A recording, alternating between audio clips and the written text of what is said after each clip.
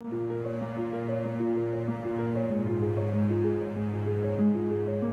Méditerranée est aujourd'hui un hotspot du changement climatique. L'une des régions du monde les plus touchées par le réchauffement. Alors que depuis les années 1970, la planète s'est déjà réchauffée de 1,1 degré, en Méditerranée, l'augmentation de la température moyenne a dépassé 1,5 degré. Et elle devrait atteindre 3 degrés d'ici la fin du siècle, voire 5 degrés, selon le scénario pessimiste des experts du GIEC. Les projections du GIEC qui ont été faites ces 2 dernières décennies se sont toutes révélées exactes. Même si maintenant on stoppait complètement toutes les émissions de gaz à effet de serre, la température ne redescendrait pas, elle va rester pendant plusieurs siècles à la même valeur que maintenant. On a quand même déjà enclenché des processus qu'on ne pourra pas stopper. Alors que le réchauffement s'accélère depuis les années 2000, le sud de la France concentre tous les risques. Augmentation du niveau marin, tempêtes, précipitations intenses, sécheresse, feux de forêt. Les conséquences sont déjà très concrètes, parfois tragiques, et il faut s'attendre à une intensification de ces phénomènes extrêmes dans les décennies à venir. Dans ce laboratoire du climat, du littoral aux glaciers alpins, en passant par les forêts et les cours d'eau, les scientifiques peuvent mesurer les mutations à l'œuvre dans l'environnement méditerranéen. Dans quelles conditions nos petits-enfants vivront-ils en Méditerranée en 2100 ?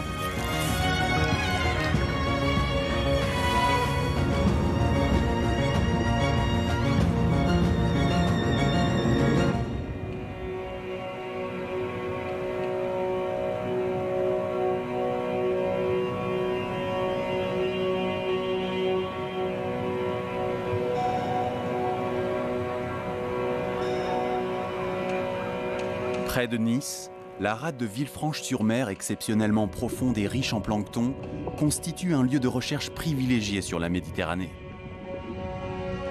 Des prélèvements d'eau sont effectués chaque semaine par les chercheurs de la base océanographique depuis 1957. Cette étude continue de la chimie de l'eau a permis aux scientifiques de se rendre compte de la rapidité du réchauffement de la Méditerranée. L'océanologue Laure Mousseau est responsable de ces prélèvements, hiver comme été. Toutes les semaines, on sort en mer, on va prélever nos échantillons d'eau à différentes profondeurs qu'on va rapporter à terre. Et dessus, on va faire un certain nombre d'analyses pour rendre compte de à peu près une quinzaine de paramètres de comment est constituée la colonne d'eau, quelle chimie y a-t-il à l'intérieur.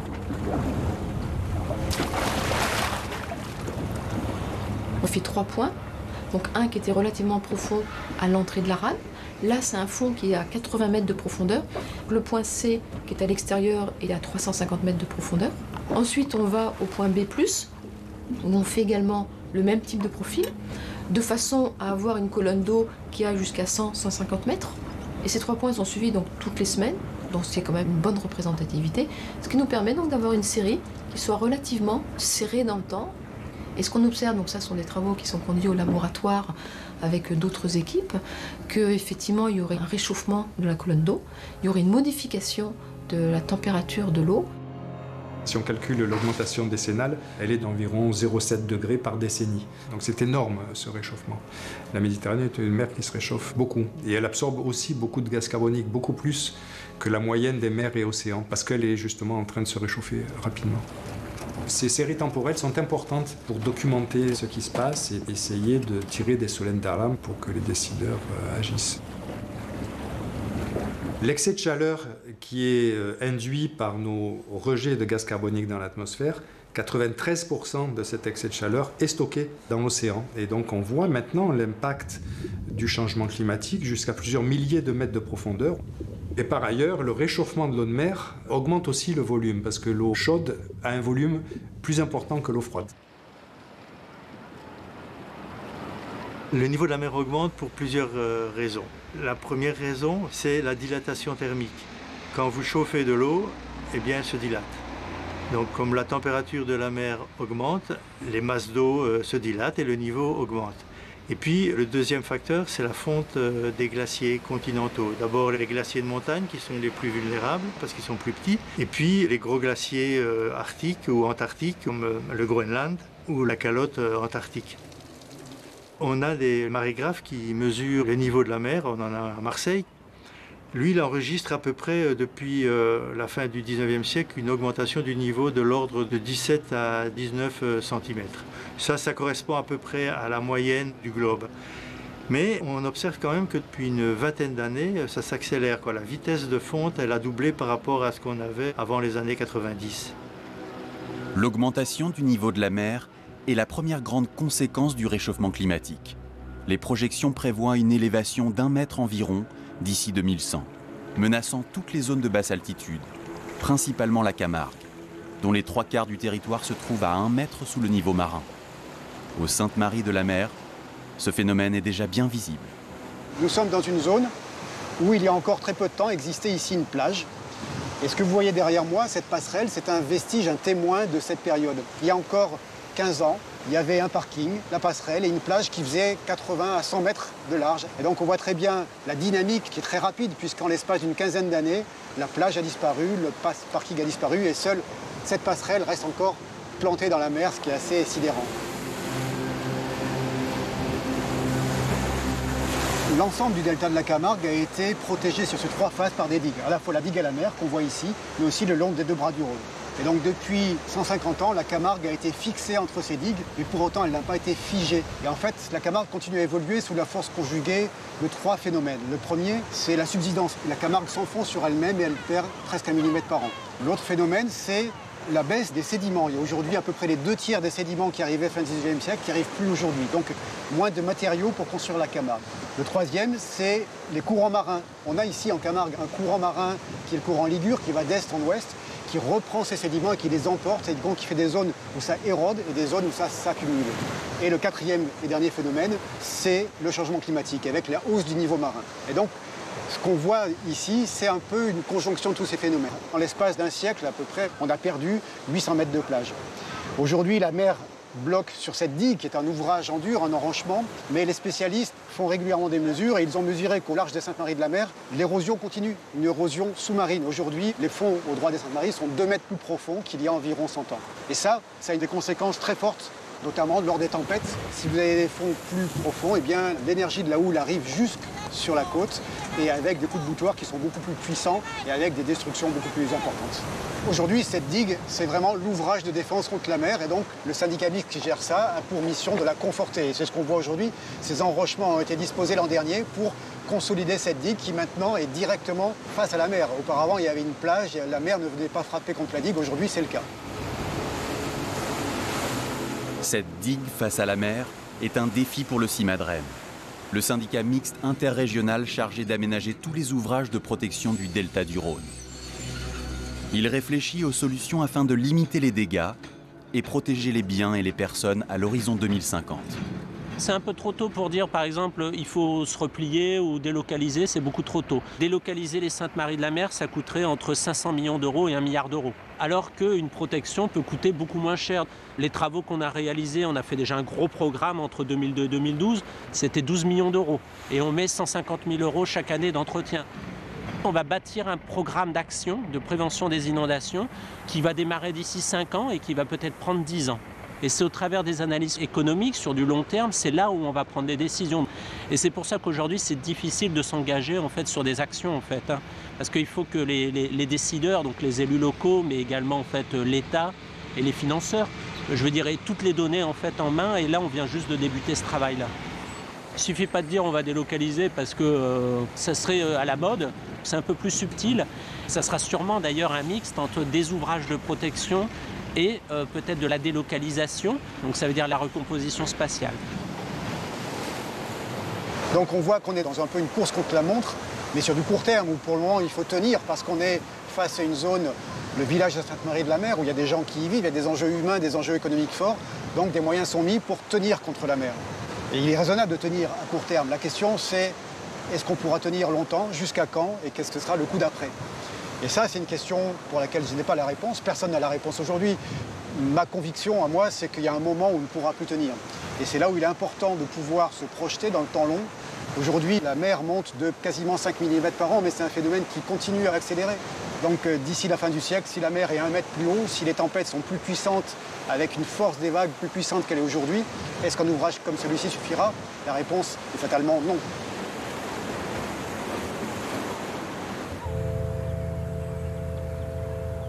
Même si on arrive à tenir le trait de côte, la pression de l'eau de mer fera remonter le sel dans les terres. On a une difficulté de plus en plus grande, année après année, à gérer l'eau. Aujourd'hui, on n'a plus qu'une vingtaine de jours où le niveau des étangs est plus haut que le niveau de la mer. Il y a un moment où on ne pourra plus évacuer gravitairement les eaux des étangs vers la mer. On voit que là, on est dans un système qui est en train de basculer. On ne sera pas indemne de la pression du sel qui va venir beaucoup plus présente en Camargue. La montée du niveau marin déstabilise profondément l'environnement. Les taureaux souffrent désormais du manque de prairies. Quand Van Gogh a peint les Saintes Maries il y a 130 ans, la ville était encore entourée de vignobles et de lavandes. Aujourd'hui, elle est ceinturée de remparts contre la mer. Avec 1 mètre d'eau en plus, sera-t-elle engloutie à la fin du siècle? Peut-elle résister? Je ne pense pas qu'on puisse lutter contre ça. Mettre des digues, ça va peut-être retarder un petit peu le phénomène, le contenir localement, mais on ne peut pas faire des digues à l'infini sur tout le rivage, donc ça finira quand même par rentrer dans les terres à certains endroits. Donc il vaut mieux essayer de s'adapter à l'augmentation du niveau de la mer que de mettre des murs, quoi. Selon les projections du GIEC, le risque de submersion concerne toutes les communes situées à l'embouchure du Rhône. Les Saintes-Maries, mais aussi le Grau-du-Roi, Port-Saint-Louis et Salins-de-Giraud. 25 000 personnes vivent actuellement dans cette zone. On peut penser que tous ces biens-là, des personnes qui vivent là, un jour ou l'autre, soient confrontées à l'arrivée de la mer et donc que la délocalisation soit une solution qu'il faut envisager d'ores et déjà. Pas pour maintenant, mais en tout cas avoir une planification de long terme pour penser comment investir aujourd'hui dans une perspective où la montée des eaux va se poursuivre, parce qu'on parle bien sûr de 2100, mais ça ne va pas s'arrêter en 2100. Aujourd'hui, dans les 2 projections du GIEC, en fait, la différence, elle se fait à partir de 2050. Donc, c'est difficile aujourd'hui de se dire je pars sur ce scénario pessimiste parce que je suis plutôt d'une nature pessimiste, ou je pars sur ce scénario optimiste parce que je suis d'une nature optimiste. On n'en sait rien. On n'en sait rien.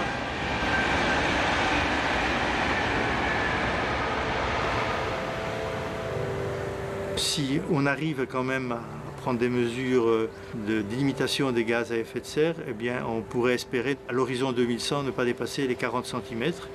Par contre, si on continue comme on fait jusqu'à maintenant, on arrivera facilement à 80 cm. D'après les projections du GIEC, eh bien, ça va encore s'accélérer. Toutes les villes côtières auront quand même des problèmes de fonctionnement liés à l'augmentation du niveau de la mer. Ce qui est à moins d'1 mètre d'altitude, ça va être noyé d'ici la fin du siècle. Dans le Var, toute la région d'Hyères, la presqu'île de Gien, toutes ces zones-là vont évidemment beaucoup souffrir.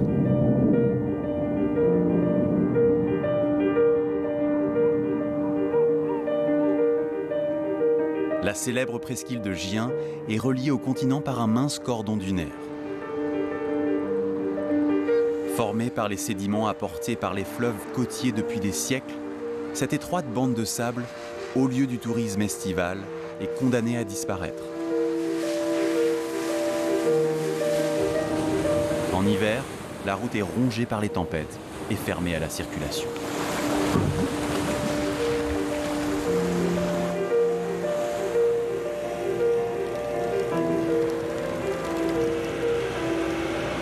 Chaque année, inlassablement, on s'emploie à réparer les dégâts, vider les canaux pleins de vases, dégager la route, ramener du sable, consolider les digues. Mais combien de temps pourra-t-on encore le faire? Dans moins de 200 ans, Gien redeviendra une île, comme cela a déjà été le cas par le passé. Sur tout le littoral méditerranéen, le trait de côte va irrémédiablement changer.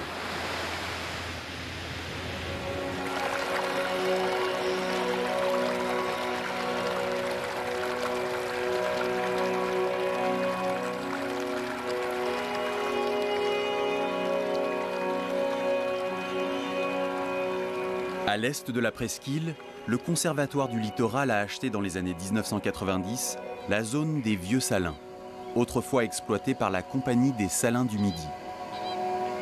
Comme la Camargue, cette zone située 1 mètre au-dessous du niveau de la mer est soumise à l'érosion côtière et à la pression des vagues. Pour protéger le village et cette réserve ornithologique, le Conservatoire du littoral a mis en place une stratégie d'adaptation consistant notamment à démonter la digue construite au moment de l'exploitation du site. Il faut savoir que tous ces ouvrages qui se construisent frontalement à la mer ont pour effet de stocker les sédiments, de les empêcher de passer et du coup ont un effet érosif sur l'ensemble des plages qui se trouvent en aval. C'est le cas ici de cette plage des Vieux Salins. Nous avons commencé à observer ce que nous appelons une cellule d'érosion, c'est-à-dire un endroit sur la plage qui commence vraiment à être grignoté par la mer au fur et à mesure du temps. On perd en gros 1 mètre de plage par an, ce qui est assez notable. Et on le voit notamment au travers des souches de pins qui montrent que les pins étaient beaucoup plus en avant sur le littoral parce que la plage était beaucoup plus large à l'époque. Et donc le fait que la mer s'avance comme ça dans le site, c'est problématique pour nous. Pourquoi ? D'une part, la plage va disparaître, mais ça menace directement l'ensemble du site et notamment le canal d'alimentation parce que le site est sous le niveau de la mer. Une submersion ici au niveau du canal d'alimentation causerait de gros dégâts à l'intérieur du site, mais aussi des dégâts humains et matériels au niveau du village des Salins. Donc nous avons tout intérêt à protéger ce canal d'alimentation ici. Et donc c'est ce que nous avons fait au travers de ce rechargement dunaire. Donc c'est tout simplement la construction de ganivelles. Ces ganivelles, ce sont des petites barrières de bois qui ont pour vocation de retenir le sable. Cette contention permet à la végétation de se développer. Qui dit végétation qui se développe dit un système racinaire qui se met en place et donc une protection des dunes par la voie de la végétation. Lors des tempêtes de cet hiver et de cet automne, nous avons un véritable millefeuille de feuilles de posidonie et de sable qui se sont créées. Donc les feuilles de posidonie ont été amenées par la mer, donc ce sont des feuilles mortes. Et puis le sable a été amené également par la mer, mais aussi par le vent. Et c'est ce millefeuille qui permet de stabiliser les dunes, mais aussi de les engraisser pour qu'elles deviennent de plus en plus importantes et qu'elles jouent le rôle de barrière contre la submersion marine.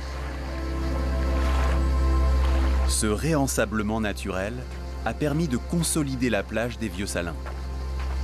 Le Conservatoire du littoral a aussi choisi de déplacer l'érosion en amont en démontant progressivement l'ancienne digue.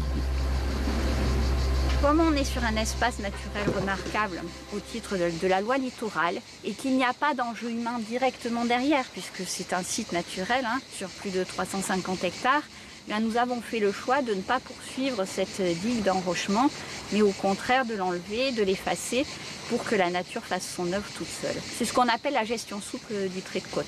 La stratégie qui consiste à laisser faire la nature, c'est une solution pour s'adapter au changement climatique, puisque on le sait, donc la mer va monter d'à peu près 1 mètre d'ici 2100, et le système de la dune qui roule sur elle-même, c'est-à-dire qui se déplace au fil des tempêtes et au fil de l'évolution du niveau de la mer, c'est une solution justement pour s'adapter à l'élévation du niveau de la mer, aux tempêtes qui risquent d'être beaucoup plus fréquentes et plus fortes, très certainement, et donc de faire en sorte que le site soit plus résilient qu'il ne l'est aujourd'hui. En supprimant une partie de ces enrochements le long du rivage, on choisit tout simplement de décaler la cellule d'érosion qui se forme directement au contact des enrochements et du sable. Et donc on le voit ici, cette encoche s'est formée au cours des 2 tempêtes de l'hiver dernier.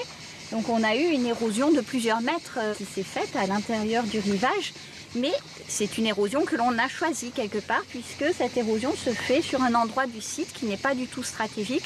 Alors c'est vrai que c'est un endroit du site qui est très beau, c'est une très jolie pinède. Donc les pins vont malheureusement régresser, on le voit, certains sont en train de mourir. Par contre, ce qu'il faut savoir, c'est que la plage s'engraisse quelques centaines de mètres plus loin, là où on l'avait choisi. C'est ce qu'on appelle tout simplement l'équilibre hydrosédimentaire, donc c'est faire en sorte que ce site arrive à se réalimenter naturellement en sable, à avoir un cordon littoral suffisamment épais pour pouvoir correctement fonctionner lors des vagues de submersion. Et c'est aussi faire en sorte que la zone humide puisse jouer le rôle de zone tampon contre les épisodes d'inondation et de submersion. Les zones tampons, qui sont en général des zones humides le long du littoral, vont absorber en fait les variations du niveau de la mer. S'il y a toutes ces zones qui ne sont pas construites où cette eau peut être contenue, eh bien ça va aider. D'ailleurs, les Hollandais ne mettent pas forcément des digues partout, ils mettent plutôt des zones de 2 km tout le long du littoral avec des dunes qui servent aussi de zone tampon. Je pense que dans ce problème de changement climatique, il faut privilégier les solutions naturelles plutôt que les solutions technologiques qui sont toujours nettement plus risquées. 80% de la population de la région Provence-Alpes-Côte d'Azur habite sur le littoral, en ville, soit 4 millions de personnes. L'urbanisme devra changer pour arrêter de construire dans des zones qui auront bientôt les pieds dans l'eau. Une quarantaine de communes, plus de 10 000 bâtiments, sont concernés par ce risque. Les spécialistes prévoient que la hausse du niveau marin se poursuivra pendant des siècles à hauteur, disent-ils, alors ça dépend bien sûr des modèles, mais entre 2 et 4 mètres de plus par siècle. Donc il est très clair qu'on peut penser que d'ici la fin de ce siècle, il y a des solutions techniques ou autres qu'on peut mettre en place pour continuer à y vivre. Je vois mal comment à l'échelle de 2 siècles ou avec 2 ou 4 mètres ou 8 mètres d'eau en plus en Camargue, on pourra continuer à y vivre comme on y vit aujourd'hui. Habituellement, le GIEC arrête ses projections à 2100. Mais dans le rapport sur l'océan et la cryosphère, il nous a été demandé de faire des projections beaucoup plus lointaines pour l'élévation du niveau de la mer. Parce qu'évidemment, les décideurs doivent savoir qu'est-ce qui va se passer dans le futur pour adapter les infrastructures côtières aux changements qui vont se dérouler. Dans le cas le plus compliqué, c'est-à-dire le cas où il n'y a pas d'action climatique significative, le résultat en 2300 serait une augmentation du niveau de la mer de 5,40 mètres. Ce qui est absolument gigantesque. Même le littoral PACA, qui est un littoral qui est assez rocheux et donc moins affecté en ce qui concerne l'érosion par cette élévation du niveau de la mer, il va falloir surélever les infrastructures côtières. Ici, dans notre région, on a des routes côtières qui sont à une altitude de 1 mètre ou 2 au-dessus du niveau de la mer. On a l'aéroport qui est évidemment extrêmement menacé. Forcément, lors des tempêtes qui deviennent de plus en plus intenses, les phénomènes de submersion ont vocation à augmenter considérablement. Donc toutes les infrastructures côtières vont devoir être changées, les ports, les digues. Donc c'est un coût faramineux. Même dans des villes comme Marseille où il y a des rochers tout autour, on se dit les maisons sont à plus de 10 mètres d'altitude, donc on risque rien. Sauf qu'il y aura quand même des conséquences, par exemple le tout à l'égout. Bon, évidemment, il y a les stations d'épuration. Cette eau part dans la mer. Si le niveau de la mer augmente, eh bien, on n'aura plus cette possibilité d'évacuer aussi facilement. Toutes les eaux pluviales également vont avoir des difficultés à s'évacuer.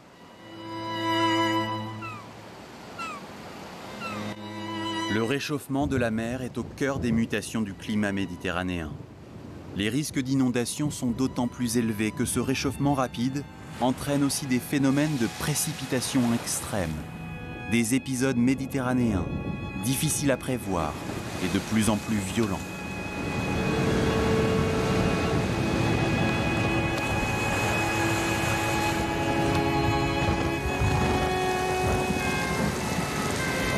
Dans notre région, quand la mer est très chaude, il y a beaucoup d'évaporation. Cette évaporation amène un air chaud et humide dans les montagnes, où la température est froide. Donc ce contraste entre l'air froid et l'air humide crée des précipitations majeures, des orages, etc. Donc l'intensité de ces épisodes dépend de l'augmentation de la température de l'eau. En octobre 2020, quand se déchaîne la tempête Alex, la mer est encore à plus de 20 degrés, une température anormale pour le début de l'automne, provoquant un épisode méditerranéen diluvien. 600 mm de pluie s'abattent en quelques heures, soit l'équivalent d'une année de précipitation. Les rivières du Var, de la Vésubie, de la Tinée et de la Roya se déchaînent, détruisant routes, ponts, maisons. Même des cimetières ont été emportés. Un déluge. Une trentaine de morts et de disparus dans les Alpes-Maritimes et en Italie. Les dégâts dépassent le milliard d'euros. Il faudra des années pour rebâtir. Certains ont tout perdu. Beaucoup de ces réfugiés climatiques ne reviendront plus dans leur hameau rayé de la carte.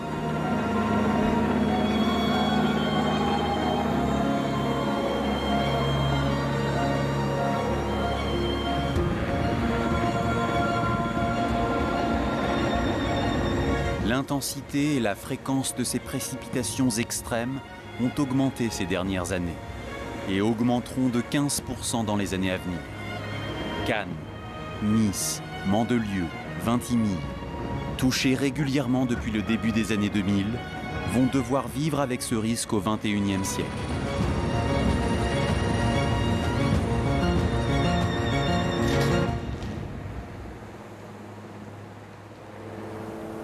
À l'ouest de la région, le Rhône fait également l'objet d'une vigilance permanente. Le fleuve peut-il lui aussi déborder suite à des précipitations intenses? EDF a déjà dû surélever les digues protégeant la centrale nucléaire de Tricastin. Les ouvrages qu'érigent les hommes sur ce fleuve depuis des générations seront-ils suffisants en cas d'inondations extrêmes? C'est sous le coup des crues successives que le pont d'Avignon, maintes fois reconstruit au fil des siècles, a fini par céder. La dernière crue centennale du Rhône est survenue en 2003, suite à des pluies intenses généralisées sur tout le sud-est de la France. Depuis ce drame meurtrier encore dans toutes les mémoires, le CIMADREM poursuit le renforcement des 220 km de digues destinées à contenir le fleuve. En 2003, là, on a la crue centennale, donc c'est 4 brèches, c'est à la fois toute la Camargue gardoise, plus de 210 millions de mètres cubes qui vont se déverser. Et ici, en fait, on a 2 ouvrages qui vont céder et ça va aller directement dans les quartiers nord d'Arles. Donc c'est 8000 personnes inondées et 350 millions d'euros de dommages. Pour l'ensemble du delta, la crue centennale de décembre 2003, c'est 700 millions d'euros de dégâts. Là, on se situe en rive gauche du Rhône, entre Tarascon et Arles. Et donc on est en train de créer une digue de 10 km qui va en fait résister jusqu'aux crues millénales du Rhône.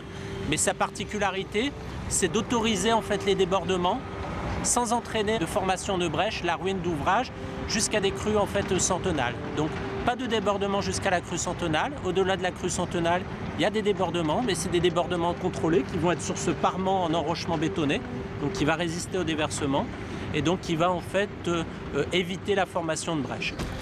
Ça ne sert à rien d'augmenter les digues jusqu'au ciel, il y aura toujours une crue plus forte. Donc il faut accepter un moment l'inondation, mais par contre il faut refuser la formation des brèches.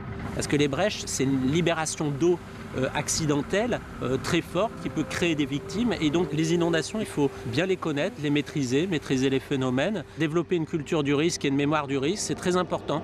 Je pense que c'est important que les gens sachent où ils habitent.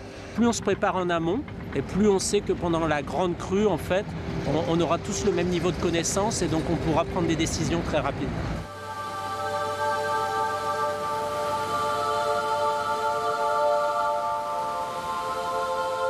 Les épisodes méditerranéens sont 2 fois plus fréquents depuis les années 1960 et ils transportent 20% d'eau en plus. Face à ces phénomènes difficilement modélisables, de plus en plus de scientifiques préconisent de laisser les zones naturelles jouer leur rôle de régulation. C'est le cas des chercheurs de la Tour du Valat, institut de recherche créé en 1954. Aux côtés de Jean Jalbert, biologiste et ingénieur agronome, une équipe de 80 salariés, dont 45 scientifiques, milite pour la conservation des zones humides sur l'ensemble du bassin méditerranéen. Quand on regarde tout ce qui se passe, on a un potentiel d'inondation catastrophique qui augmente au fil des décennies. Les fleuves, on en a fait des couloirs de plus en plus étroits, où on fait dévaler l'eau de plus en plus rapidement vers la mer, dans le même temps où on a besoin de capter l'eau pour la garder pour l'agriculture. Donc on fait des choses qui sont complètement incohérentes. Et donc les zones humides, pour moi, sont une réponse à la plupart de ces enjeux. Si on est capable de restaurer ces zones humides depuis les lacs de haute montagne, les tourbières, les plaines d'inondation, les lits majeurs des fleuves, on va pouvoir capter l'eau là où elle tombe, pouvoir réalimenter les nappes phréatiques qui sont les meilleurs réservoirs pour l'agriculture. Donc si on arrive à faire de ces zones humides, ces zones d'expansion, ces éponges extrêmement efficaces, ces amortisseurs climatiques, que ce soit dans le bassin versant, le long des fleuves et des rivières ou en bord de mer, on aura un allié absolument efficace et gratuit à notre service. Et c'est ça qu'il faut qu'on rentre dans nos esprits et qu'on considère que ces zones humides sont nos plus puissants alliés face aux changements en cours. Aurons-nous la sagesse de préserver ces zones humides? Nos choix de société aujourd'hui sont décisifs pour la résilience de l'environnement face aux mutations provoquées par le réchauffement. Le compte à rebours est aussi enclenché pour les forêts méditerranéennes, qui couvrent près de la moitié du territoire de la région sud. Comment la végétation va-t-elle supporter la hausse des températures? Si on dépasse le 2 degrés, qui est le deuxième seuil des accords de Paris, qui nous disent qu'il faut maintenir la température en dessous de 2 degrés et si possible 1,5. Si on dépasse le 2 degrés, on voit qu'on va arriver à des situations, pour la végétation en particulier, on aura des changements de végétation qui ne se sont jamais produits en Méditerranée pendant 10 000 ans.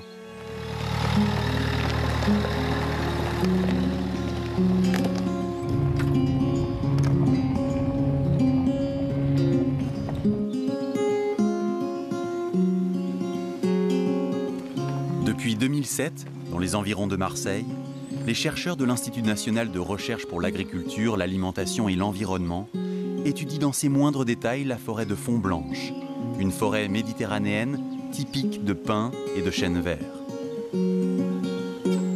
Dans ce laboratoire à ciel ouvert, des dizaines de capteurs mesurent les flux de sève dans les troncs, la masse des végétaux tombant au sol, les variations de température et d'humidité.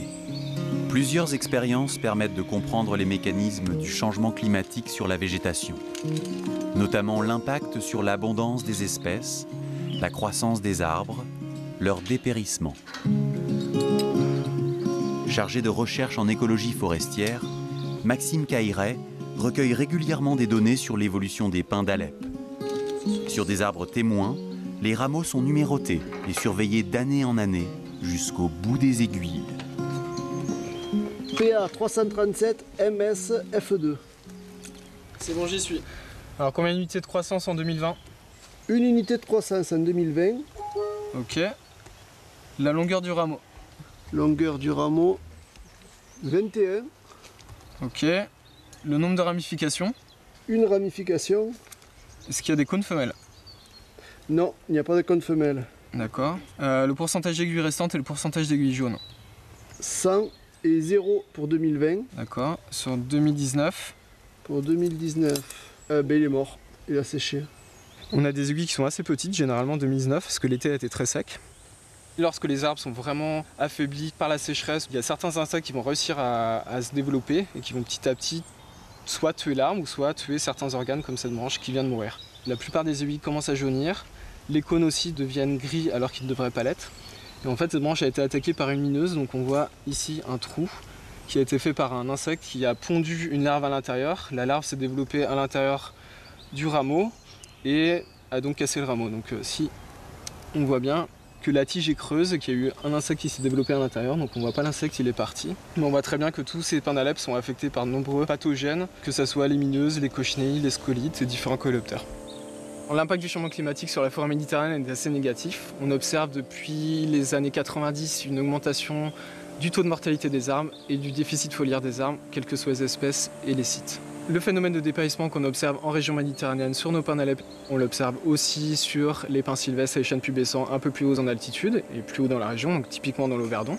On a des forts taux de mortalité, des forts taux de déficit foliaire, de l'ordre de 60%. On l'observe aussi à plus haute altitude, donc vraiment dans l'étage montagnard, par exemple pour le sapin ou le hêtre, dans le Mercantour, en Vésubie ou dans le Haut-Verdon. On a des phénomènes de mortalité qui sont très importants depuis la fin des années 2000. On prévoit que ces arbres devraient petit à petit disparaître.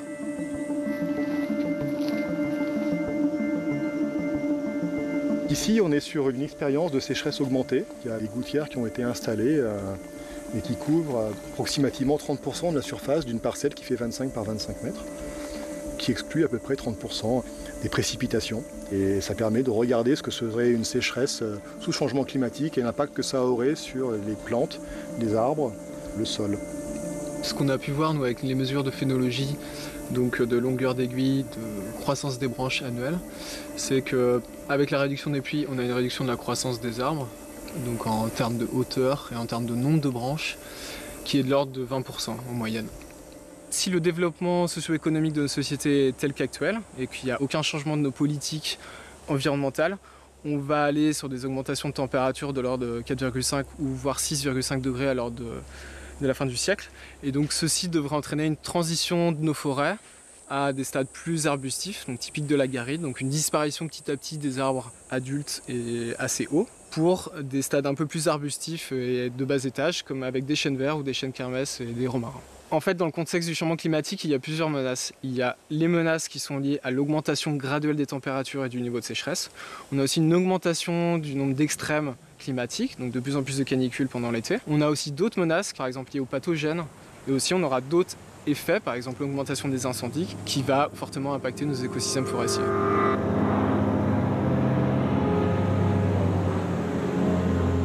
Si les températures augmentent de 1 ou 2 degrés par exemple en moyenne et qu'on a de plus en plus de pics de chaleur aux alentours de 45 degrés, ça peut rendre vulnérable notre forêt méditerranéenne plus que ce que l'on a aujourd'hui, et donc plus vulnérable, ça veut dire avec autant de vent et avec autant de sécheresse, d'avoir des incendies plus difficiles à contrôler parce que des masses combustibles plus importantes.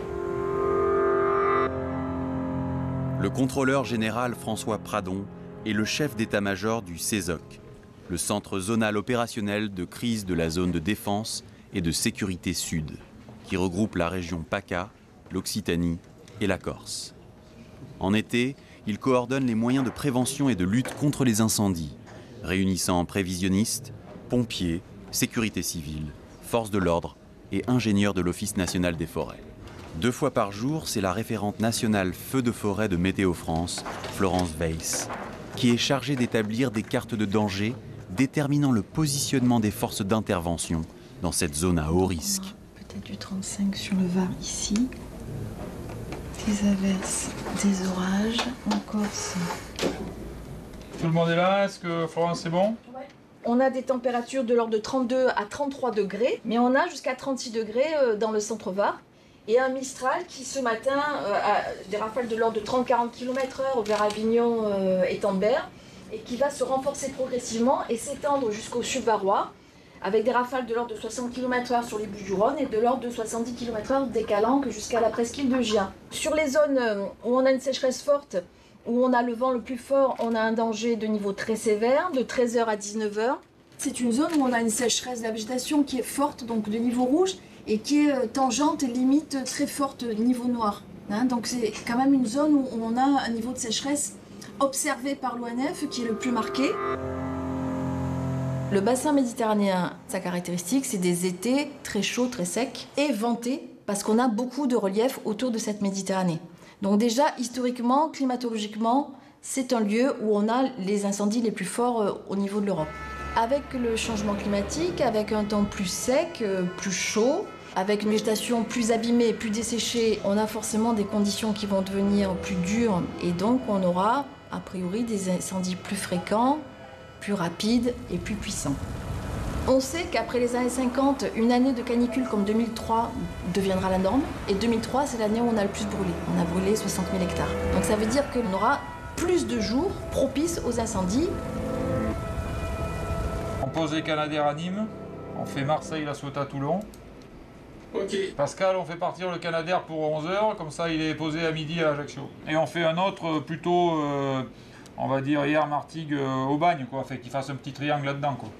Pour moi, le massif à faire attention aujourd'hui, c'est les Alpilles, le Salonnais et toute la partie sud-Var littoral. Donc c'est les 2 endroits où ça craint, sans parler de la Corse.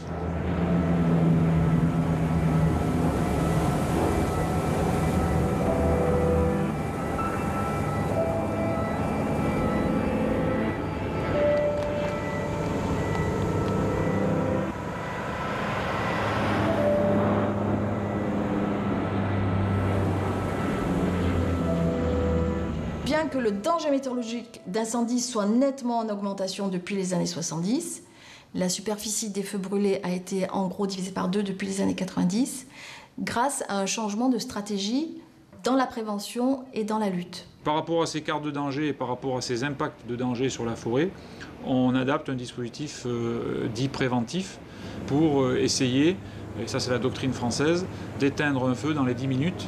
Parce qu'on sait que si on laisse se propager un feu plus de 10 minutes dans une forêt fragile comme la forêt du sud de la France, c'est des feux qu'on dit après incontrôlables, catastrophes, et qui peuvent brûler 1000, 2000, 3000 hectares comme malheureusement on le voit par le passé.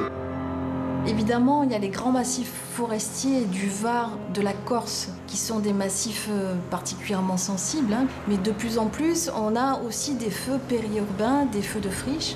On a vu les feux dans le Gard qui ont traversé des oliveraies, qui ont traversé des vignes, ce qui n'arrivait pas avant. Et donc, on a une bascule d'une surveillance particulière sur des grands massifs méditerranéens à une zone beaucoup plus large à protéger, les zones périurbaines, agricoles, y compris dans les régions méditerranéennes.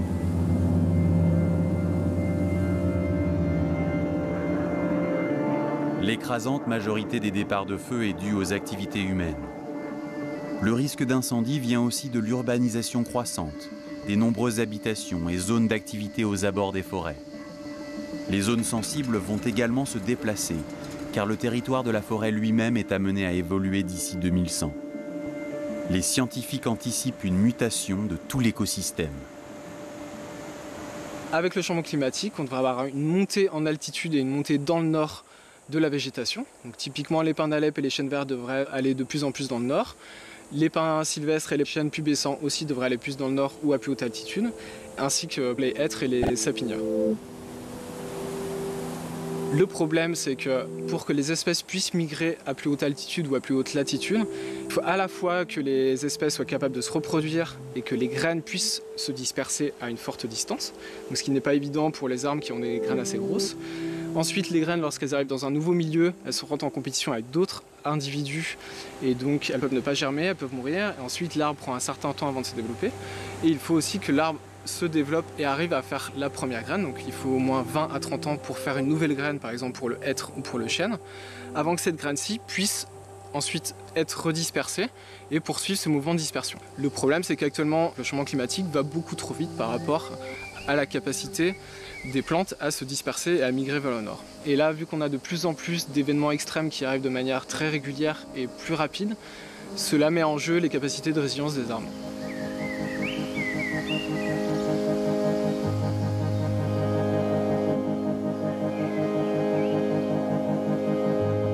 Cette migration de la flore méditerranéenne vers le nord se fait déjà sentir à 150 km de la forêt de Font-Blanche. À Chabestan, dans les Hautes-Alpes, Anne-Marie Gros, agricultrice et maire du village, sait que l'environnement de la montagne est en train de se transformer radicalement. On sent que le processus s'est mis en route, clac, et les choses sont en train de changer. Je pense que dans 10 ans, 20 ans, on n'aura plus du tout la même forêt. Les chênes verts commencent à remonter. On voit que nos pins sont en train de sécher, disparaître. Sur la commune, on avait fait il y a 30 ans des plantations de pins et de sapins. Le pin, c'est ce qui s'adaptait plus facilement et ce qui demandait le moins de terre végétale et bonne possible. Et l'autre jour, on a fait le tour avec l'agent de l'ONF et elle me disait elle n'est pas sûre que les sapins vont pousser.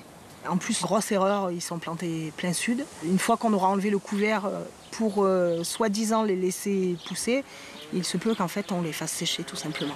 C'est vrai dans les pins, c'est vrai dans les forêts, mais c'est vrai dans les champs aussi.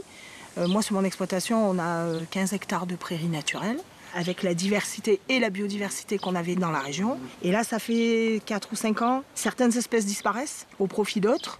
La nature ayant horreur du vide, on sait qu'il va y avoir d'autres choses. Pour l'instant, le constat, c'est qu'elles sont moins fournies, elles sont moins fleuries. On perd une partie de la biodiversité qui était ce qu'elle était sur notre secteur, quoi.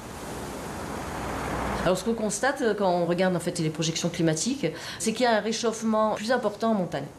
On peut visualiser la carte sur la région PACA et on voit bien que sur les Alpes du Sud, donc toujours avec le scénario pessimiste et toujours donc à la deuxième partie du XXIe siècle, on est sur une anomalie de température maximale de plus à 5 à 6 degrés, alors qu'en Provence on est plutôt dans du plus 3 et plus 4 degrés. Ce réchauffement climatique extrême est particulièrement visible en haute montagne. Dans le massif des Écrins, près de Briançon, le glacier Blanc, le plus grand glacier de la région Provence-Alpes-Côte d'Azur, est situé entre 4000 et 2300 mètres d'altitude et s'étend sur près de 5 km. Les gardes du parc national des Écrins le scrutent comme du lait sur le feu. Le glaciologue Emmanuel Thibert, chercheur à l'INRAE, effectue régulièrement des mesures pour évaluer son évolution. On vient renouveler des balises qui sont implantées dans le glacier. Et ces balises nous servent à mesurer chaque année la fonte. Ce sont des balises qu'on enfouit dans la glace.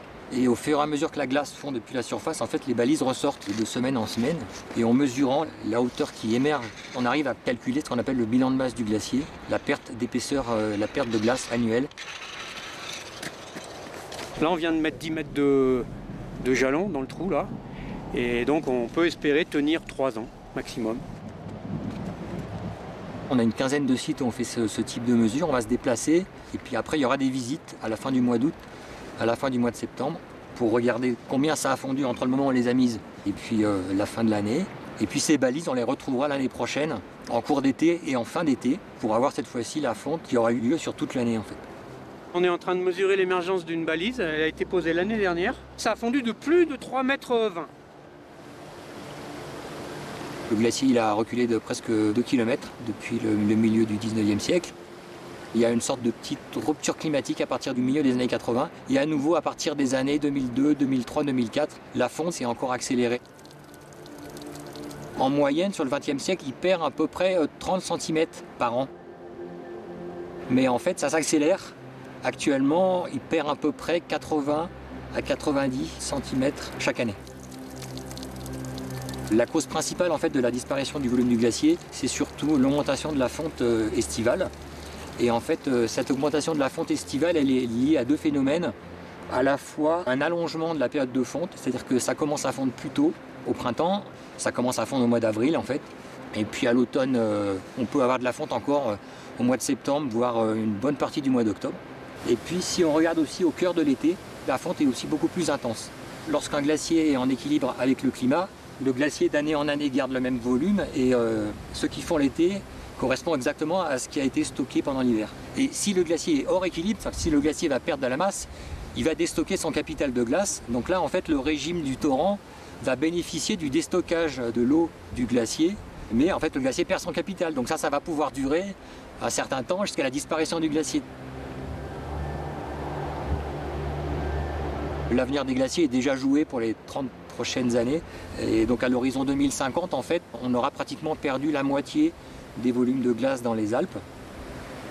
Si on part sur un scénario pessimiste, donc pas de politique climatique, rejet de gaz à effet de serre non stabilisé, on peut faire disparaître des gros glaciers comme le glacier blanc ou le glacier d'Argentière à l'horizon 2080-2100.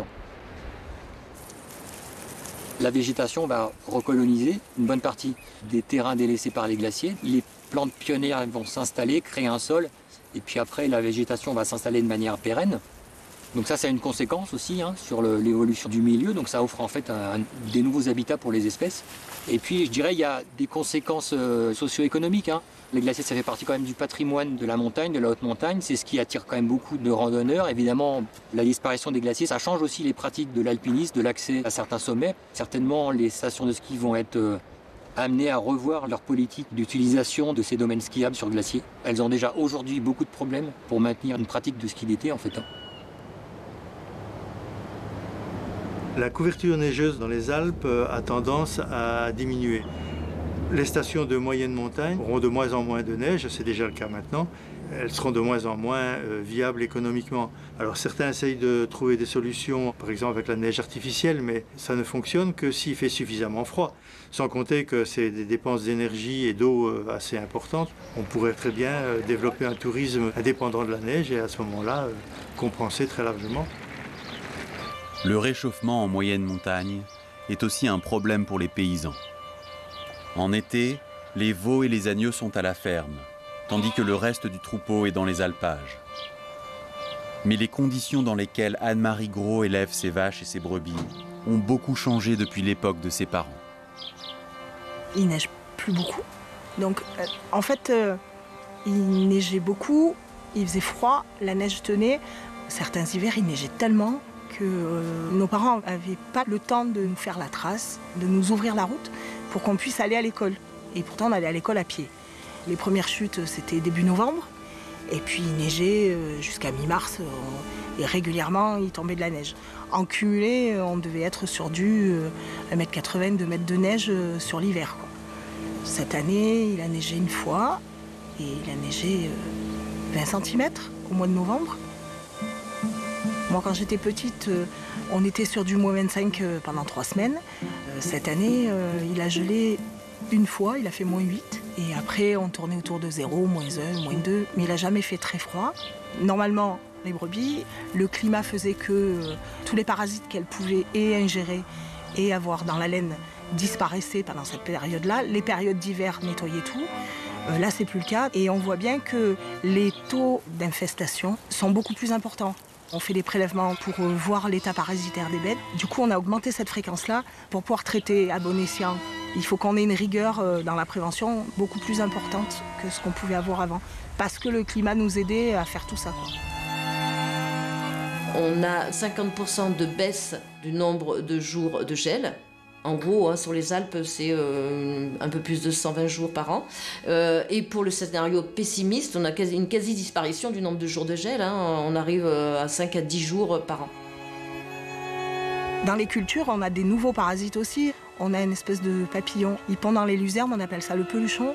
Il nous ravage les premières coupes de luzerne. En une semaine, elles disparaissent, quoi. Il est présent depuis que le climat est beaucoup plus sec et qu'il pleut beaucoup moins. Sur ma montagne, on avait des névés qui commençaient à fondre début août. Ça fait 5 ans, on n'a plus de névé. Donc aucune réserve d'eau.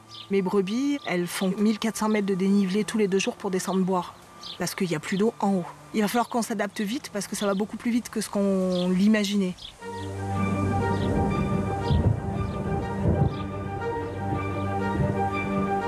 Les mutations du climat n'ont jamais été aussi rapides dans notre histoire.